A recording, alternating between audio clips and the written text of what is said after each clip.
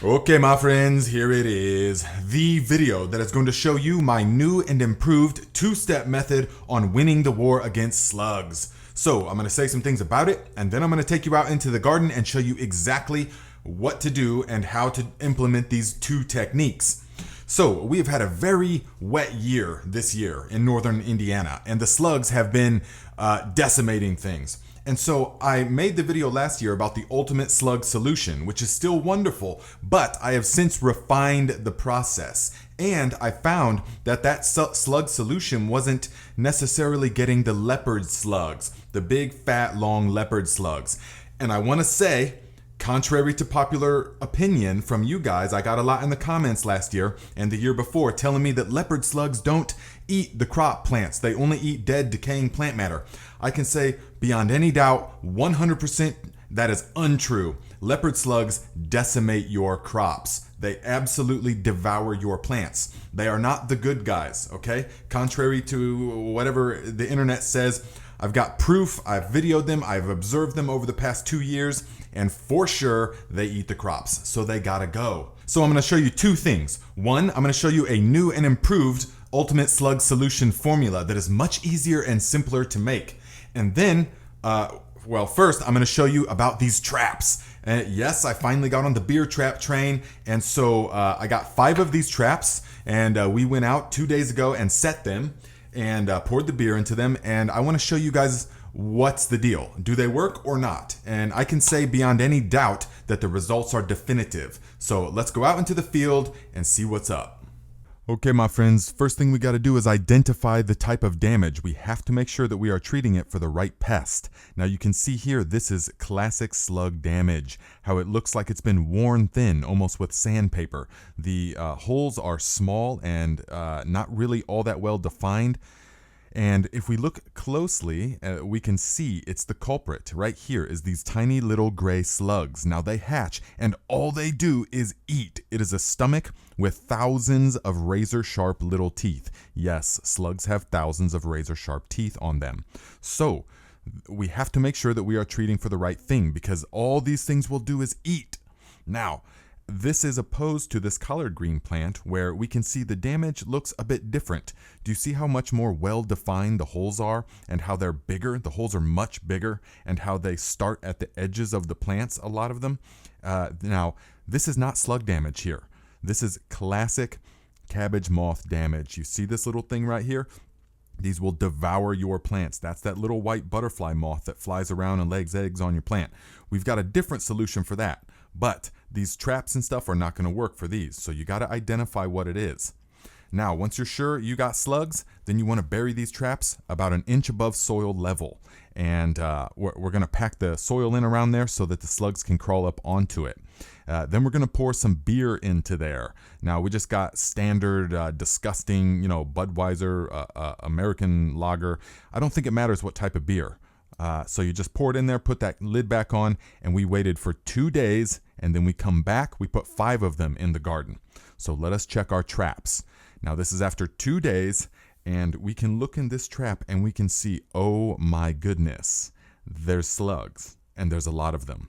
And so I don't know if this happened on the first night or the combination of the two, but we're going to go around the garden and I'm going to show you what is going on because these leopard slugs have been devouring all kinds of stuff in the garden. Now, in particular, they will devour young emerging seedlings. As the seedlings are coming up above the ground, like for peas or beans, they will straight up mow down an entire row of the peas or beans. And look at this, look at this, look at how many slugs there are in these traps. This is disgusting. This is also very oddly satisfying. I'm sorry, but it is. At least they had a good death. Now see, there's not that many in this one for whatever reason. Doesn't really matter. We got plenty of them. Now the slugs go in there and they get like intoxicated on the beer. And so they just kind of get drunk to death. So you can see here that there's a ton of these slugs, guys, and all that they do is eat. So you want to get these things out of your garden. These beer traps are unbelievable for the leopard slugs.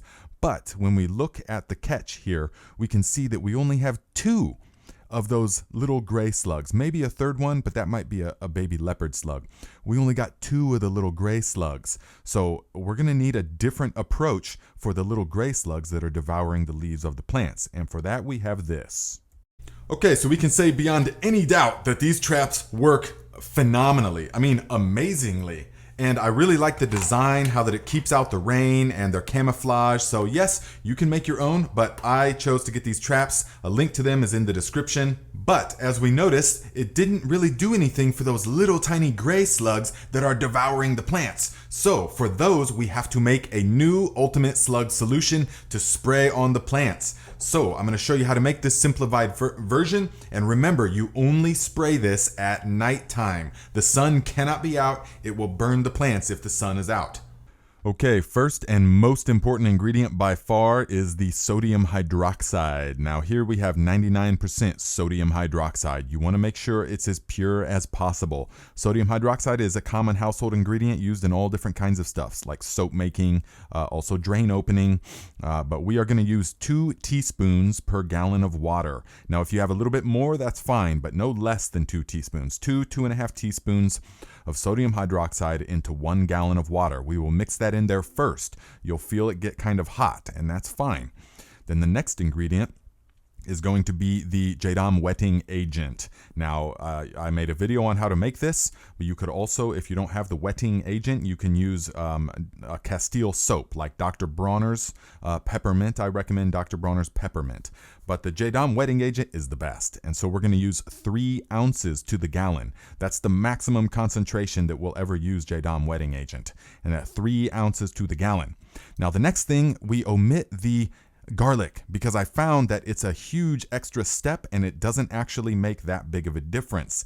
So now we're going to add 1 ounce of any of the various fish fertilizers that you've seen on this channel. Now this is not entirely necessary. If you don't have it, you can just use the Castile soap and the sodium hydroxide. But I found if you use 1 ounce a gallon of the fish fertilizer, it really helps the plants. It helps to perk them up. It acts like a fertilizer as well. And so you can mix this up, and this will stay useful and good for 48 to 72 hours. So you can mix it up and use it for about 3 days.